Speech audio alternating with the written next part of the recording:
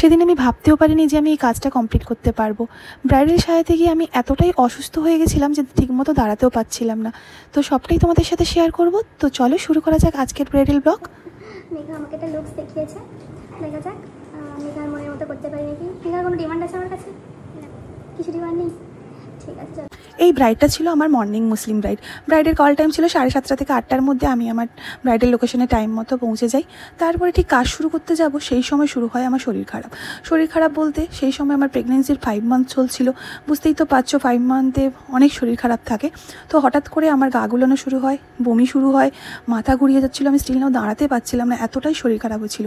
তো আমার অ্যাসিস্ট্যান্ট যখন হেয়ার ক্লিপিং রেডি করে রাখে, আমি যখন মেকআপ করতে যাব, আমি কোনো রকম দাঁড়াতে পারছিলাম না। ভাবছিলাম হয়তো আজকে এই কাজটা আমি করতেই পারবো না। যখনই কাজ করতে যাই তখনই আমাকে বাথরুমে চলে যেতে হয়, প্রচণ্ড পরিমাণে বমি হচ্ছিল। তো আমার ব্রাইডরা এতটাই ভালো ছিল, ওরা বললো দিদি তুমি আগে রিল্যাক্স হও। ওরা ওআরএস এনে দিচ্ছিলো, তুমি আগে খাও, তুমি আগে সুস্থ হও, ধীরে সুস্থে কাজ করো, আমাদের কোনো তাড়া নেই। তো অনেকটাই ওরা হেল্প করেছে। যাই হোক, একটুখানি রেস্ট করার পর আমি আস্তে আস্তে করে একটু বসে উঠে দাঁড়িয়ে কাজটা করেছিলাম। আর আমার ব্রাইডের একটা ডিমান্ড ছিল, একটা ফটো দেখিয়ে আমাকে বলেছিল আমি এরকম টাইপের হেয়ারস্টাইল চাই। কিন্তু কোনো দিক থেকে হেয়ারস্টাইলটা করার পর দেখছিলাম আমার ব্রাইডকে ওই লুকসটা যাচ্ছে না, ভালো লাগছে না। তখন আমি আমার মনের মতো করে একটা সিম্পল হেয়ারস্টাইল রেখেছিলাম, যেটা ওর মুখে খুব ভালো লেগেছিলো। তো এটাই ছিল আমার ব্রাইডের ফাইনাল লুকস। অসম্ভব সুন্দর লাগছিল। ব্রাইড যেরকম মিষ্টি ছিল, ওর ব্যবহারও তেমন মিষ্টি ছিল। আমি ওই দিন এতটাই শরীর খারাপ হয়ে গেছিলো, আমার মনের মধ্যে ভয় চলে এসেছিলো যে আমি ওর স্পেশাল ডেটে ওকে স্পেশালভাবে সাজাতে পারবো কি না। তো সত্যিকারের আমি কাজটা অনেক ভালোবাসার সাথে করি।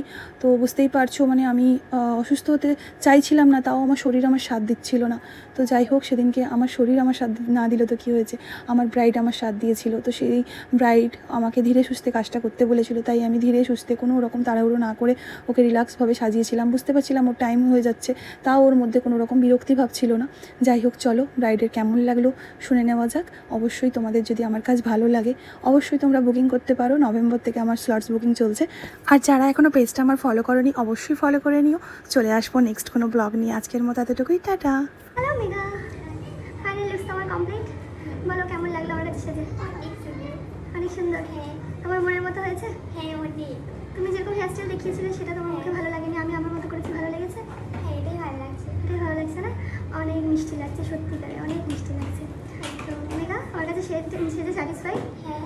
আমার বিগিনার ব্রাইডদেরকে কী বলবে? অনেক সুন্দর।